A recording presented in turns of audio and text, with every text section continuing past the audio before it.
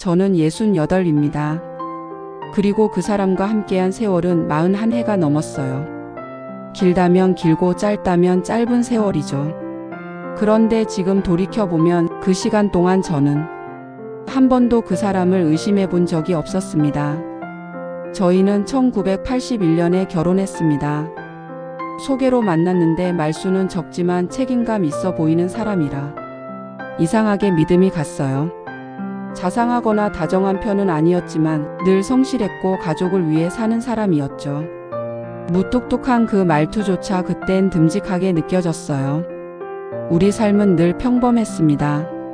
서울에서 내려와 작은 시골 마을에 자리 잡고 남편은 공무원으로 일했고 저는 집안일을 맡았죠.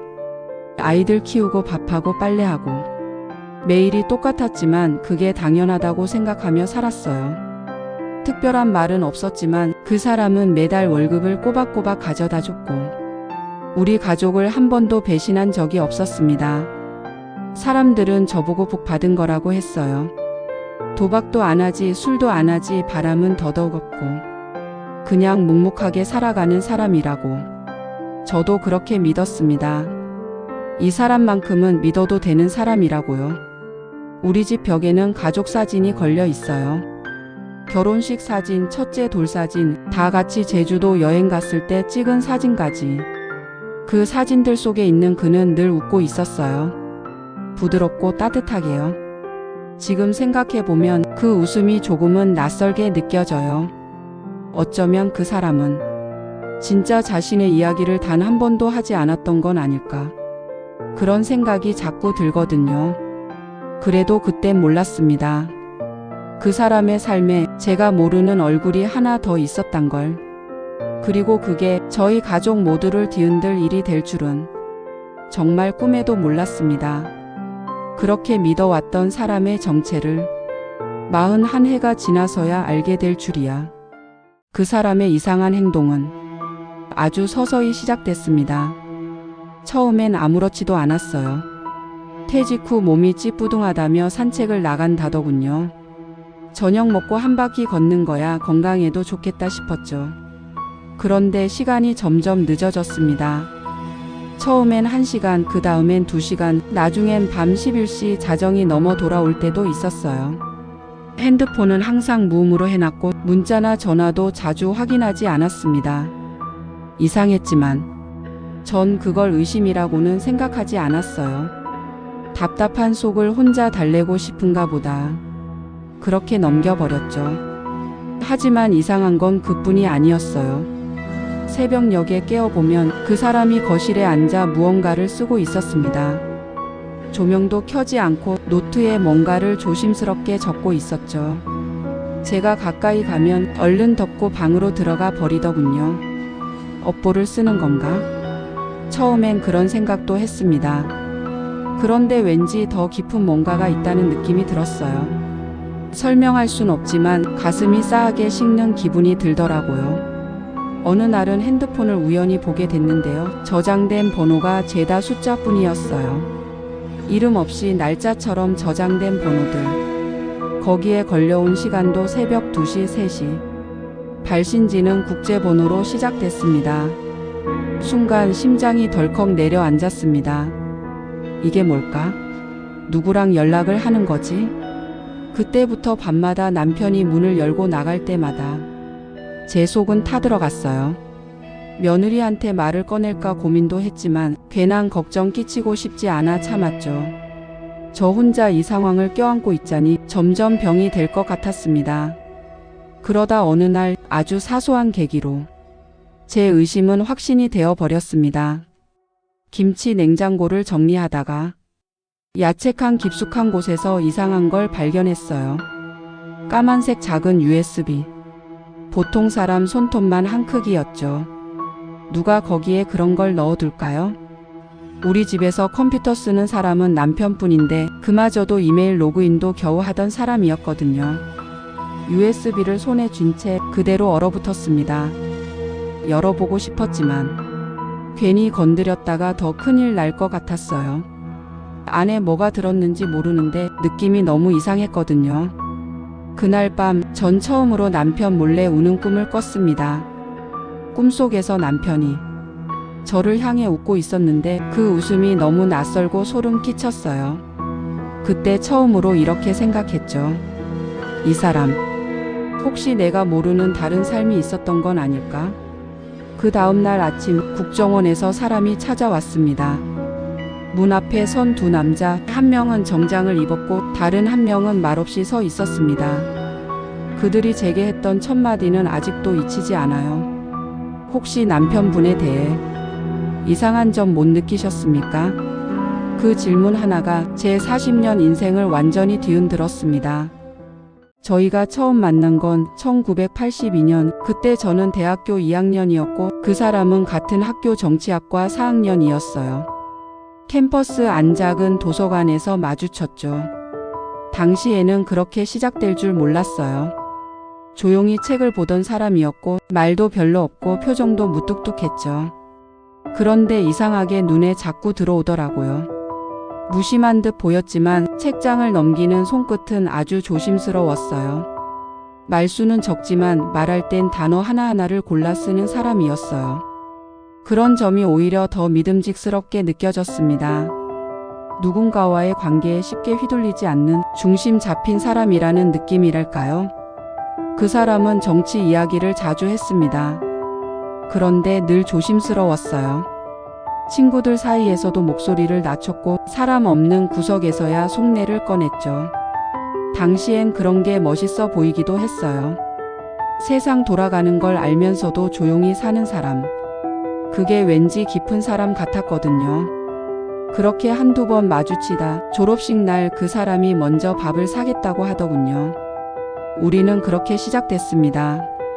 특별한 고백도 화려한 데이트도 없었지만 그는 늘 옆에 조용히 있어주는 사람이었어요. 말 대신 행동으로 보여주는 사람이었죠.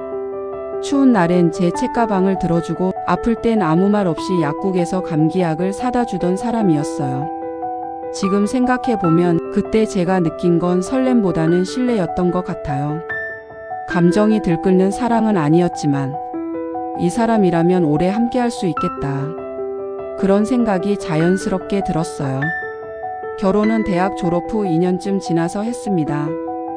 당시엔 가진 게 없었지만 그 사람은 늘 저에게 괜찮다고 말했어요. 열심히 살면 된다. 는 말 지금도 귀에 맴돌아요. 남편은 시청에서 공무원으로 일했어요. 매일 새벽 6시에 일어나 출근 준비를 했고 저녁이 되면 항상 똑같은 시간에 집으로 돌아왔습니다. 지각은 한 번도 한 적이 없었고 일이 끝나면 곧장 집으로 향했죠. 우리 부부는 작은 마당이 있는 시골집에서 살았습니다. 그 사람은 주말마다 마당에 쪼그려 앉아 잡초를 뽑았고 저는 부엌에서 국을 끓였어요. 별다를 것 없는 일상이었지만 그 속엔 늘 따뜻함이 있었습니다. 아이가 생기고 집안은 더 분주해졌습니다. 늦은 밤까지 아이들 숙제를 봐주고 학교 행사도 빠지지 않고 참석했죠. 아버지로서 남편으로서 그 사람은 늘 제 역할을 다하는 사람이었어요. 마을 사람들은 남편을 두고 참 반듯한 양반이야 라고 했습니다. 누구와도 다투지 않고 술집을 들락거리는 일도 없었어요. 점잖고 책임감 있는 사람. 그런 이미지 그대로였습니다. 그래서 저는 그 사람에게 무슨 비밀이 있을 리 없다고 생각했습니다. 평생을 함께한 사람인데 매일 밥을 같이 먹고 같은 이불을 덮고 자는 사람인데 어떻게 그런 생각을 할 수 있었겠어요? 저는 그냥 그 사람이 나보다 가족을 더 사랑한다고 믿었어요. 말은 많지 않았지만 그 사람의 행동이 전부였으니까요. 어느 날 남편 핸드폰에 문자가 하나 도착했습니다. 원래 그 사람은 핸드폰을 잘 안 만지는 편이었어요. 문자도 거의 없고 연락도 늘 단순했죠. 그런데 그날은 잠깐 화장실 간 사이 진동이 울렸고 습관처럼 제가 화면을 확인하게 됐어요. 보낸 사람은 무기명. 내용은 딱 3단어였습니다. 동무 혁명 자금 도착. 처음엔 이게 무슨 소리인가 싶었어요. 장난 문자라고 생각하기엔 너무 이상했고 혁명 자금이라는 단어가 마음에 계속 걸렸습니다. 뉴스에서나 듣던 그런 표현이잖아요. 지금 세상에 저런 단어를 쓰는 사람이 있을까 싶었죠. 순간 머리가 하얘졌어요. 손이 떨리기 시작했고 핸드폰을 들고 멍하니 서 있었습니다. 평소엔 잠금도 안 걸어두던 사람이 그날 이후 비밀번호를 설정해 놓더군요. 저에게는 아무 말도 하지 않았습니다. 여전히 매일 같은 시간에 일어나 밥 먹고 말없이 텃밭에 다녀오고 가끔은 장기 두는 친구들과 모임도 나가고요. 겉으로는 전혀 이상할 게 없는 일상이었어요. 그런데 저는 점점 무서워졌습니다. 남편의 표정이, 목소리가 어느 순간부터 낯설게 느껴지기 시작했어요. 그러다 이상한 걸 또 하나 발견했습니다. 며칠째 집 앞 골목에 검은 승용차 한 대가 서 있는 거예요. 아무도 내리지 않고 창문은 선팅으로 다 가려져 있었고요.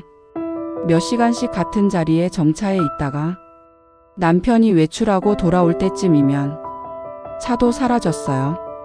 처음엔 우연이라 생각했어요. 그런데 이게 일주일에 서너 번은 반복되더군요. 무심코 커튼 너머로 그 차를 바라보는 제 눈빛도 점점 겁에 질려갔습니다. 마음 같아선 당장이라도 남편을 붙잡고 따지고 싶었어요. 하지만 무섭더라고요. 진실을 알아버리면 내가 감당할 수 없을 것 같았어요. 설마 그럴 리가 없어. 그렇게 스스로를 다독이며 하루하루를 버텼습니다. 하지만 속으로는 모든 퍼즐 조각이 하나씩 제자리를 찾아가는 기분이었어요. 말도 안 되는 이야기일 거라 생각하면서도 이상하게 너무 많은 게 맞아떨어지기 시작했습니다. 그렇게 불안한 마음으로 지내던 어느 날 아침이었습니다. 평소와 다름없이 남편은 신문을 보며 아침을 먹고 있었고 저는 커피포트를 올려놓은 채 설거지를 하고 있었어요. 그때 초인종이 울렸습니다. 누군가 문 앞에 서 있었습니다. 초면이지만 그 표정은 왠지 낯설지 않았어요. 말없이 저를 바라보던 남자 2명. 한 명은 말끔한 정장을 입고 있었고 다른 한 명은 회색 바람막이에 가방을 들고 있었죠. 혹시 남편분에 대해 이상한 점 못 느끼셨습니까? 그 정장 입은 남자가 그렇게 말했습니다. 순간 귀에서 쨍 하는 소리가 났습니다. 심장이 덜컥 내려앉았고 아무 말도 할 수 없었습니다. 머릿속이 하얘지고 손에 들고 있던 컵이 가볍게 흔들리기 시작했어요. 제가 알고 있던 모든 것들이 그 순간부터 흔들리기 시작했습니다. 40년 동안 믿어왔던 사람, 한 번도 거짓말을 한 적 없었던 사람, 세상 누구보다 바르게 살아온 줄 알았던 사람. 그런데 그 사람을 향한 질문이 이상한 점 못 느꼈냐는 말이 내 안에 있던 모든 확신을 무너뜨리더군요. 남편은 그 순간에도 아무렇지도 않은 얼굴이었어요. 마치 이게 무슨 일인지 모른다는 듯, 아니 모르는 척하고 있다는 느낌이었습니다. 저는 그날 아무 말도 하지 못한 채 고개만 저었어요. 아니요, 그런 일 없습니다. 그렇게 말했지만 내 마음속에선 이미 한 가지 의심이 확신으로 바뀌고 있었습니다. 그리고 저는 생각했어요. 혹시 내가 몰랐던 사람이 내 옆에 있었던 건 아닐까? 지금까지 내가 함께 살아온 이 사람은 누구였을까? 그날 밤 남편은 식탁 앞에 가만히 앉아 있었습니다. 아무 말 없이 조용히 저를 바라보고 있었어요. 그 눈빛은 마치 마지막 인사를 준비하는 사람 같았습니다. 할 말이 있다. 그렇게 입을 뗀 그 사람은 천천히 아주 조심스럽게 자신의 이야기를 꺼내기 시작했습니다. 나는 1977년에 남쪽으로 내려온 사람이야. 그때 난 임무를 띠고 내려온 사람이었지. 저는 처음엔 무슨 말인지 몰랐습니다. 무슨 소리야? 갑자기 왜 이런 얘기를? 그런데 그는 아주 담담하게 말을 이어갔습니다. 처음엔 임무대로 움직였어. 정해진 지역에 숨어 지냈고 지령도 전달받았지. 하지만 그러다 내가 나타났어. 그 사람의 입에서 내가라는 말이 나왔을 때 심장이 멎는 줄 알았습니다. 마치 전혀 다른 사람처럼 느껴졌어요. 낯선 얼굴, 낯선 목소리, 낯선 이야기. 하지만 분명 그건 제 남편의 목소리였습니다. 그는 말했습니다. 처음엔 접근이었어. 내 주변을 조사했고 내가 어떤 사람인지 파악해야 했지. 그런데 그게 길어졌고 그게 깊어졌고 나는 내가 좋았어. 그 말에 눈물이 났습니다. 분노였는지 슬픔이었는지 나도 모르게 눈물이 흘러내렸습니다. 내가 사랑했던 사람, 나와 평생을 함께했던 사람, 그가 처음부터 나를 속였다는 그 사실보다도 그가 나를 사랑하게 되었다는 그 말이 더 아프게 다가왔습니다. 그는 말했습니다. 그때부터 연락을 끊었어. 조직과도 봉국과도. 나는 그 길을 버렸고 너와 사는 길을 택했어. 저는 입을 열 수 없었습니다. 무슨 말을 해야 할지 몰랐습니다. 감정이 너무 많아서 어떤 하나도 정확하게 떠오르지 않았습니다. 그는 마지막으로 조용히 말했습니다. 이건 이제 다 밝혀질 거야. 하지만 너만은 먼저 알고 있어야 한다고 생각했어. 그렇게 말하고 그는 고개를 떨구었습니다.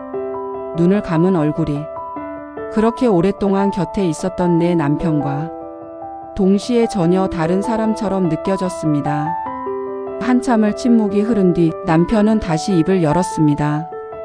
이번엔 목소리가 조금 떨리고 있었어요. 지금껏 한 번도 보지 못했던 표정이었습니다. 두려움, 그리고 죄책감. 최근에 다시 연락이 왔어. 북쪽에서. 그 말에 저는 숨이 막혔습니다. 그 사람이 여전히 그쪽과 관계가 있었다는 사실보다 그 사실을 말하는 그의 얼굴이 너무 슬퍼 보였거든요. 처음엔 안 받았어. 하지만 너와 아이들 사진이 그쪽으로 넘어갔다는 걸 알고 난 무너졌어. 남편은 두 손으로 얼굴을 가렸습니다. 커다란 손이 떨리고 있었어요. 그 모습이 너무 낯설었습니다.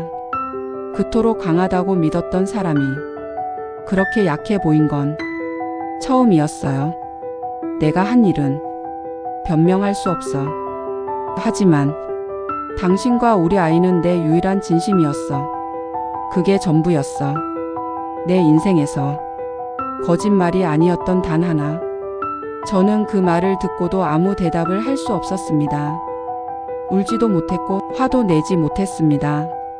너무나 많은 감정이 한꺼번에 쏟아져서 아무것도 느껴지지 않았습니다. 눈앞에 있는 이 사람이 나와 평생을 함께했던 남편이고 동시에 내가 몰랐던 얼굴을 가진 또 다른 사람이라는 사실이 믿기지 않았습니다.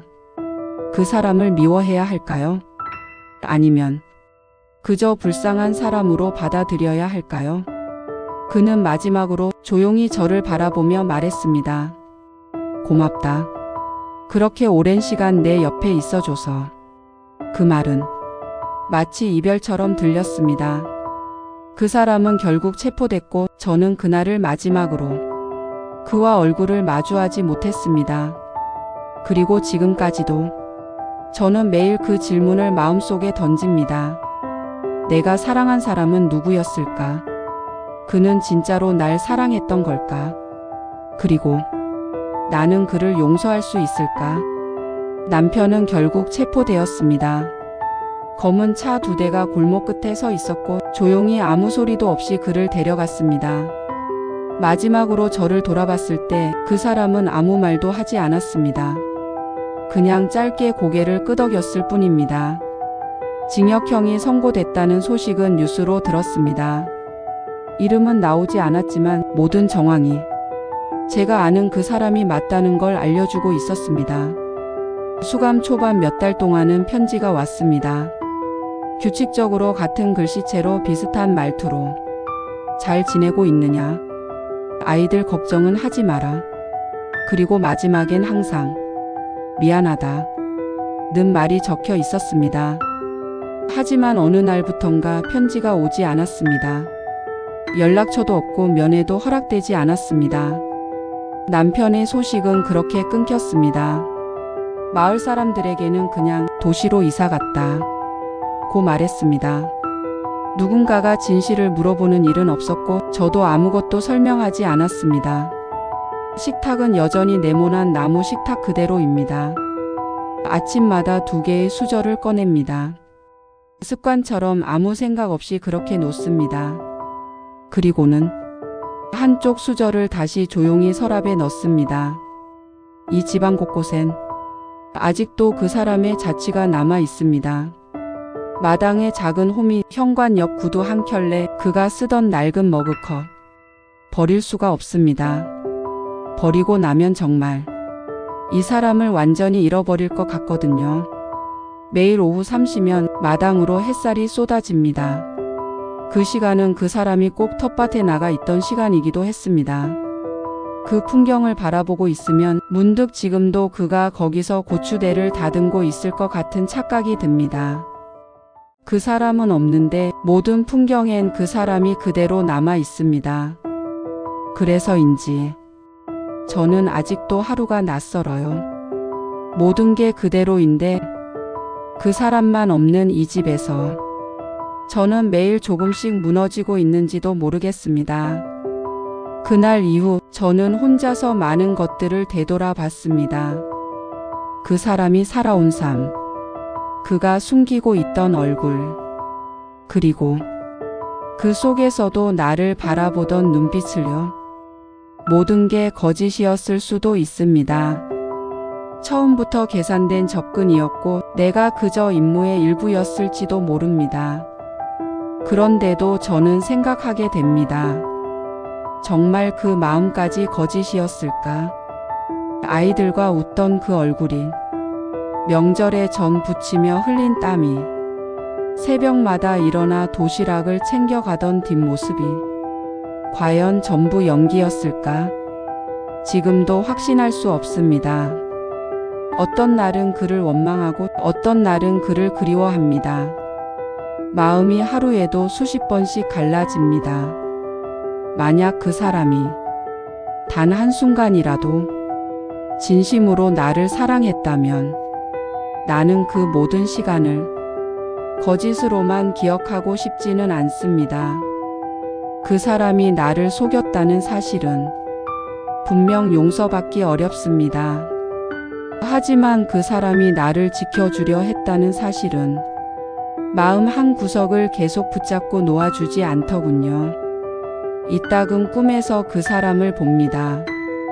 예전처럼 마당에 나가 호미질을 하고 있거나 제 옆에 앉아 말없이 국을 떠먹고 있거나, 그러다 깨어나면 아침 공기가 너무 조용해서 더 서럽습니다. 세상은 진실을 요구하지만 마음은 늘 진심을 기억하려 합니다. 저는 아직도 그 사람의 진심을 완전히 알지 못합니다. 그리고 그게 어쩌면 더 힘든 일인 것 같습니다. 지금도 저는 매일 마음속으로 묻습니다. 당신은 날 정말 사랑했었나요? 대답은 없지만 그 질문 하나가 제 하루를 살아가게 만듭니다. 진실은 때로 너무 늦게 찾아오기도 합니다. 그리고 때로는 영영 오지 않기도 하죠.